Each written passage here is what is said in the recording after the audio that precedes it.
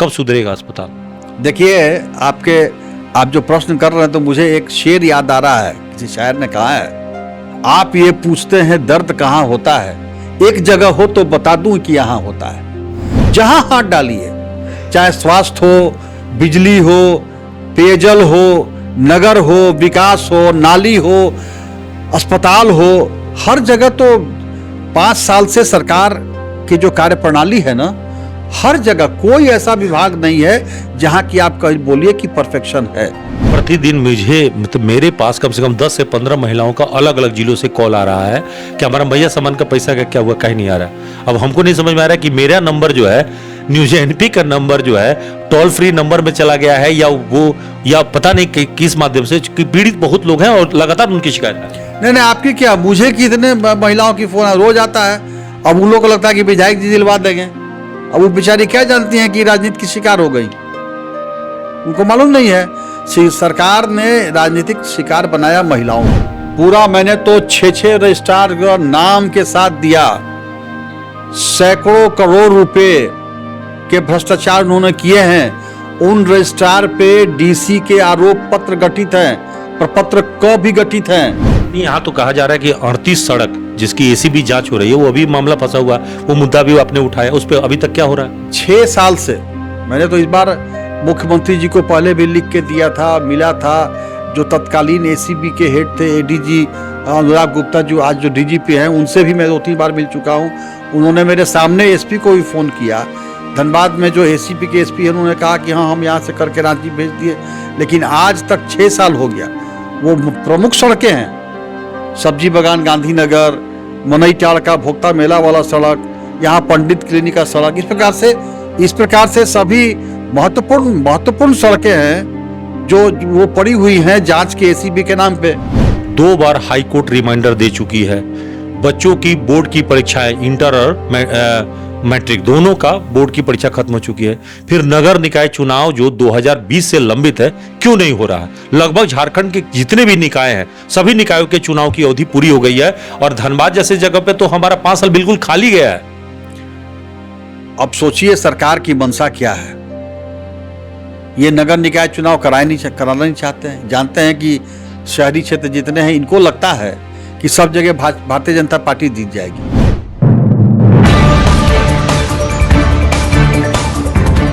झारखंड में तो ऐसे कई राजनीतिक मुद्दे हैं जिस पे चर्चा हो रही है। तो ऐसे में ये एक बड़ा मसला है कि क्या झारखंड में सरकार सही ढंग से काम कर रही है? क्या झारखंड में जो सवाल उठाए जा रहे हैं विधानसभा में, उसका जवाब सही ढंग से मिल पा रहा है? कई ऐसे मुद्दे हैं। इस पूरे मामले पर हम बातचीत करने के लिए धनबाद के विधायक राज सिन्हा जी से बात करते हैं कि इस बार उन्होंने धनबाद के संदर्भ में कितने मुद्दे उठाए और कितने जवाब से वो संतुष्ट है।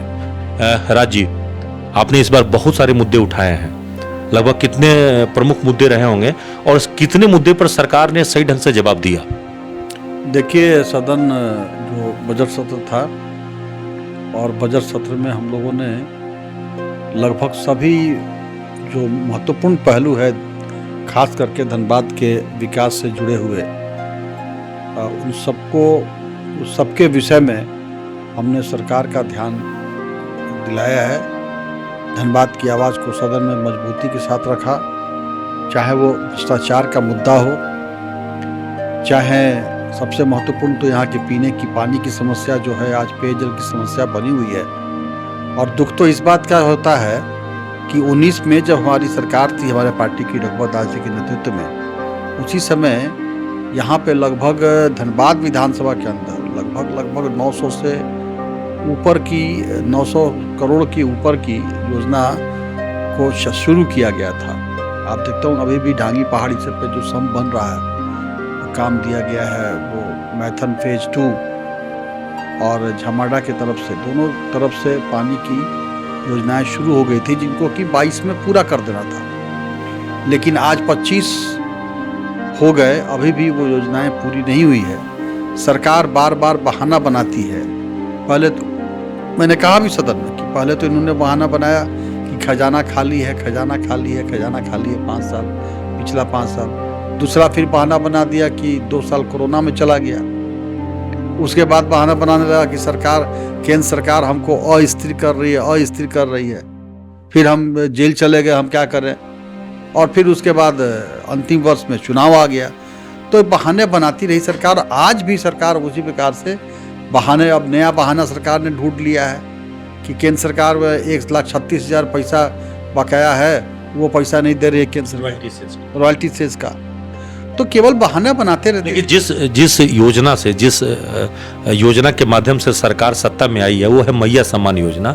उसमें सबसे ज़्यादा महिलाओं की शिकायत है कि उनकी राशि नहीं आ रहे हैं और वो लगातार शिकायत पे शिकायत कर रही हैं। कई बार सीओ ऑफिस में हंगामा हुआ है और आपने इस मुद्दे को उठाया भी था सदन। बिल्कुल, मैंने सदन में, माननीय मंत्री थे, नगर विकास मंत्री, माननीय मुख्यमंत्री भी थे, मैंने कहा कि आज धनबाद में स्थिति यह है कि सीओ ऑफिस में रोज सैकड़ों हजारों महिलाएं जा करके वहाँ लाइन लगती हैं। सीओ मिलते नहीं ऑफिस में, उनको कहा जाता है कि आपका ये प्रॉब्लम है, वो प्रॉब्लम है, ये आईडी आपका नहीं काम कर रहा है, वो आईडी नहीं काम कर रहा है, और इस प्रकार से महिलाएं आपस में माथा फोड़वल कर रही हैं। मैंने कहा माननीय मंत्री से कम पैसा मिले न मिले, उनका माथा फोड़वल जो होता है उसको तो बंद कराइए। तो ये इस शुरुआत में देखिए क्या हुआ, इन लोगों ने चुनाव के पहले घोषणा किया और 55-58 लाख या 60 लाख जो भी है या 50 लाख जो भी है, उन्होंने उस समय घोषणा किया कि 18 से 50 वर्ष की सभी महिलाओं को मिलेगा 1,000 रुपया। और चुनाव के समय 3 बार 1,000 रुपया इन्होंने दे दिया। बाद में जब भारतीय जनता पार्टी ने घोषणा किया कि हमारी सरकार आएगी तो हम 2,100 देंगे, तब यह है उसको 25,000 कर दिए, 2500 कर दिए। और ये जो है 1,000 रुपया जो 3 बार दिए, तो दे करके लोगों को बुड़बक बना के वोट ले लिया। लगभग 55-60 लाख महिलाओं का वोट इन्होंने ले लिया। और जब चुनाव खत्म हो गया, सरकार बन गई, तो अब ये उसको आकर के घटा करके 30 लाख 35 लाख पर ले आए। प्रतिदिन मुझे, मतलब मेरे पास कम से कम 10 से 15 महिलाओं का अलग अलग जिलों से कॉल आ रहा है कि हमारा मैया सम्मान का पैसा का क्या हुआ, कहीं नहीं आ रहा। अब हमको नहीं समझ में आ रहा है कि मेरा नंबर जो है, न्यूज एनपी का नंबर जो है, टोल फ्री नंबर में चला गया है या पता नहीं किस माध्यम से। पीड़ित बहुत लोग हैं और लगातार उनकी शिकायत आ रही है। नहीं, आपकी क्या, मुझे कितने महिलाओं की फोन रोज आता है। अब उन लोगों को लगता है कि विधायक जी दिलवा देंगे। अब वो बेचारी क्या जानती हैं कि राजनीति की शिकार हो गई, उनको मालूम नहीं है। सरकार ने राजनीतिक शिकार बनाया महिलाओं को पूरी तरह से। उसके नाम पर देखिए, विधवा पेंशन बंद है, दिव्यांग पेंशन बंद है, वृद्धा पेंशन बंद है, सब बंद है, नहीं मिल रहा है। एक नया टेंडर, और यही नहीं, बहुत से विभाग के पैसे को सरेंडर कराया गया है। जो योजनाएं चलनी चाहिए थी, धरातल पे आनी चाहिए थे, उन पैसों को सरेंडर करा दिया गया है। और ये मैया योजना के नाम पर पैसों को दिया जा रहा है, बर्बाद किया जा रहा है। एक नया परिपाटी शुरू हुआ है, टेंडर घोटाला। मतलब टेंडर का काम पहले करा लिया जा रहा है सरकारी विभाग में और टेंडर बाद में हो रहा है। तो ये टेंडर मैनेज का खेल कब तक चलेगा? नहीं, कब तक, ये तो सरकार से पूछा हमने सदन में कहा, हमने कहा कि इस प्रकार से आज जो है काम पहले हो जाता है, या अगर नहीं भी हुआ तो जो 10 ठो टेंडर बना, तो थाना में या जो भी है इंजीनियर हैं, बोलते हैं कि ऊपर से आदेश आया है, इस टेंडर में, इस ग्रुप में फलाना आदमी टेंडर डालेगा, दूसरा आदमी नहीं डालेगा। और बाकी लोग को मैनेज कर दिया था कि भैया आप मत डालिए, आप किसी दूसरे में लीजिएगा। तो ये कार्य चल रहा है यहाँ पे। और इसीलिए आप देखिएगा कि अधिकांश विकास के कार्य जो है वो अधूरे पड़े हुए हैं। नहीं, यहाँ तो कहा जा रहा है कि 38 सड़क जिसकी एसीबी जांच हो रही है, वो अभी मामला फंसा हुआ, वो मुद्दा भी आपने उठाया, उस पर अभी तक क्या हो रहा है? 6 साल से मैंने तो इस बार मुख्यमंत्री जी को पहले भी लिख के दिया था, मिला था। जो तत्कालीन एसीबी के हेड थे, एडीजी अनुराग गुप्ता, जो आज जो डीजीपी हैं, उनसे भी मैं 2-3 बार मिल चुका हूँ। उन्होंने मेरे सामने एसपी को भी फ़ोन किया। धनबाद में जो एसीपी के एसपी हैं, उन्होंने कहा कि हाँ, हम यहाँ से करके रांची भेज दिए। लेकिन आज तक 6 साल हो गया।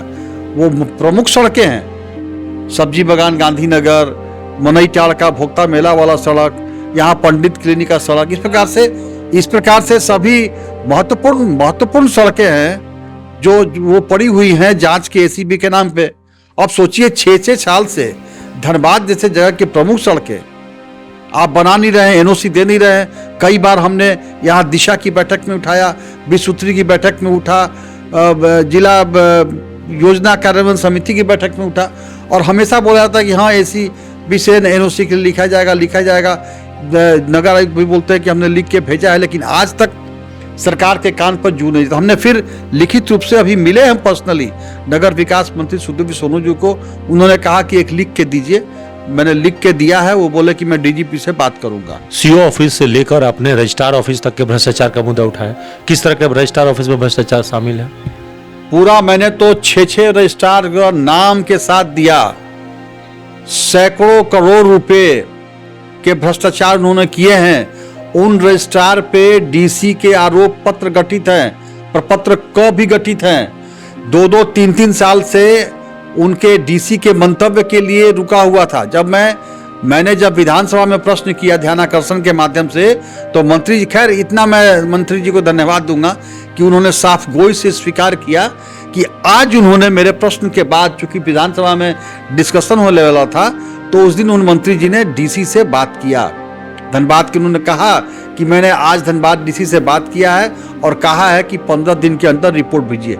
मैंने कहा कि भाई जब ऑलरेडी रिपोर्ट आ गया, आरोप पत्र, अच्छा उसमें तो एक पदाधिकारी, कोई मधेसी, देखिए नाम याद नहीं आ रहा है, उनके ऊपर तो सीबीआई के केस चल रहे हैं, एसीबी के केस चल रहे हैं, आरोप वो चार्जशीटेड हैं और फील्ड में अच्छे जगह पर पोस्टिंग है। मैंने कहा मैं विधानसभा के अंदर माननीय मंत्री से कि आप इनको तत्काल प्रभाव से, ऐसे साधारण सा नियम है भाई। माननीय, मैं धन्यवाद दूंगा अपने नेता प्रतिपक्ष को, उन्होंने भी उठ करके कहा।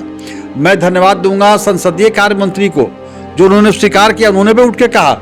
और उन्होंने तो यहाँ तक कहा कि सस्पेंशन कोई पनिशमेंट नहीं है, मतलब कि आप मंत्री जी आप सस्पेंड कर दीजिए। मैंने मांग किया तत्काल कि आप विधानसभा से उनको निलंबित कीजिए, उसके बाद जांच करवाइए। आप पोस्टिंग दिए हुए हैं उनको अच्छे जगह पर, 4 साल से 3 साल से वो पदाधिकारी लूट करके बढ़िया जगह पर पोस्टिंग किए हुए, और आप उनको रखे हुए और आज बोल रहे हैं कि मैं डीसी से बात करूंगा। एक और मसला है कि हमारा सूबे का तीसरा सबसे बड़ा अस्पताल है Syed Nirmal Mahato medical college and hospital, SNMMCH। बगल में पड़ोस में जो है इरफान जी, डॉक्टर इरफान अभी स्वास्थ्य मंत्री भी हैं। सबसे ज्यादा मरीज भी अगर आप देखेंगे तो धनबाद के अलावा जामताड़ा, गिरिडीह आसपास के मरीज आते हैं।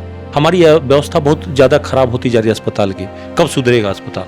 देखिए, आप जो प्रश्न कर रहे हैं तो मुझे एक शेर याद आ रहा है, किसी शायर ने कहा है, आप ये पूछते हैं दर्द कहाँ होता है, एक जगह हो तो बता दूं कि यहाँ होता है। जहां हाथ डालिए, चाहे स्वास्थ्य हो, बिजली हो, पेयजल हो, नगर हो, विकास हो, नाली हो, अस्पताल हो, हर जगह तो 5 साल से सरकार की जो कार्य प्रणाली है ना, हर जगह कोई ऐसा विभाग नहीं है जहां की आप कहीं बोलिए कि परफेक्शन है। यहाँ पे SNMMCH का हालत ये है, आप जाइए तो नाक पे रुमाल लग के जाना पड़ेगा। डेली कम से कम 1000-1500 के आसपास यहाँ OPD होता है और डॉक्टर है नहीं, सफाई कर्मचारी की आवश्यकता है नहीं। यहाँ ट्रॉमा सेंटर बढ़ के पड़ा हुआ है, सदर अस्पताल में भी वही हालत है। अरे छोड़िए ना, मैंने DMFT से पास कराया। यहाँ एक आपको उदाहरण देता हूँ, केंद्र के अंदर वो शहरी स्वास्थ्य केंद्र है, अर्बन हेल्थ सेंटर, वहाँ हमने पास कराया। बहुत बड़ा इलाका कवर करता है, कम से कम 10 लाख का आबादी कवर करता है वो स्वास्थ्य केंद्र। वहाँ प्रसूतियों के लिए वहाँ सर्जरी भी होता है। मैंने कहा कि यहाँ कई बार 5-6 साल पहले से लगे डीसी से बात हुआ कि यहाँ पे एक अल्ट्रासोनोग्राफी मशीन बैठ जाएगा तो महिलाओं को काफ़ी सुविधा होगा। पास हो गया। जब मशीन आ गया तो उसके बाद कहा गया कि मशीन आ गया, लेकिन वहाँ पर तो बिल्डिंग नहीं है, कैसे लगेगा, क्या होगा। उस समय पिछले जो हमारे SP सिंह जो DDC थे, उनसे बात हुई। हमने कहा कि ठीक है, सरकार नहीं लगवा सकती, तो मैंने अपने फंड से मैंने वहाँ कमरा बनवाया जिसमें कि वो अल्ट्रासोनोग्राफी मशीन फिट हो, वहाँ बाथरूम और कमरा सब बन के तैयार हो गया। और आज वो बने हुए, फिर एक दिन सिविल सर्जन को हमने कहा तो बोले कि अभी हैंडओवर नहीं हुआ। हमने कॉन्ट्रैक्टर को कहा भाई आप हैंडओवर कीजिए। हैंडओवर हो गया, साल भर हो गया, अभी तक वहाँ अल्ट्रासोनोग्राफी मशीन नहीं लगा। तो ये तो इनकी कार्य प्रणाली है। नहीं, कार्य प्रणाली की जब आप बात कर रहे हैं तो एक और मुद्दा है जो सदन में उठना चाहिए था। 2 बार हाई कोर्ट रिमाइंडर दे चुकी है। बच्चों की बोर्ड की परीक्षाएं, इंटर और मैट्रिक दोनों का बोर्ड की परीक्षा खत्म हो चुकी है। फिर नगर निकाय चुनाव जो 2020 से लंबित है, क्यों नहीं हो रहा है? लगभग झारखंड के जितने भी निकाय हैं, सभी निकायों के चुनाव की अवधि पूरी हो गई है और धनबाद जैसे जगह पे तो हमारा 5 साल बिल्कुल खाली गया है। अब सोचिए सरकार की मंशा क्या है। ये नगर निकाय चुनाव कराना नहीं चाहते हैं। जानते हैं कि शहरी क्षेत्र जितने हैं इनको लगता है कि सब जगह भारतीय जनता पार्टी जीत जाएगी। और वो भी बात का विषय है, मेन है कि जो भी नगर निगम के कार्य हो रहे हैं सब डायरेक्ट सीधे सरकार और पदाधिकारी डायरेक्ट चैनल बना हुआ है। तो ये लूटने का एक और बड़ा साधन, एक माध्यम हो गया है नगर निगम। और इसलिए सरकार जब तक संभव होगा यह नगर निगम चुनाव को टालना चाह रही है कि सीधे सीधे हम सिरिंज से खींचते रहें। लेकिन हाईकोर्ट तो रिमाइंडर दे चुका है, ट्रिपल ओबीसी ट्रिपल टेस्ट हो चुका है। कि जो सरकार हाई कोर्ट के आदेश को भी धत्ता बता रही है, ट्रिपल टेस्ट के नाम पर, कभी आरक्षण के नाम पर पंचायत चुनाव तो करा लिया इन्होंने। पंचायत चुनाव तो बिना आरक्षण लागू किए करा लिया, बिना ओबीसी के आरक्षण लागू किए हुए।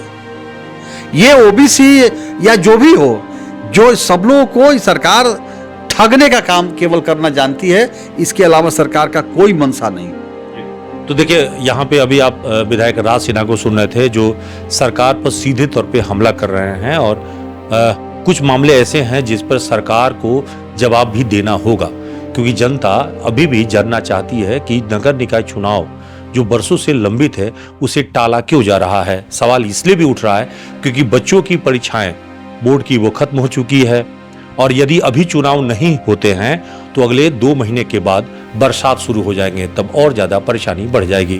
तो सवाल सरकार की मंशा पर है, नियत पर है कि क्या सरकार वाकई नगर निकाय चुनाव नहीं कराना चाहती है।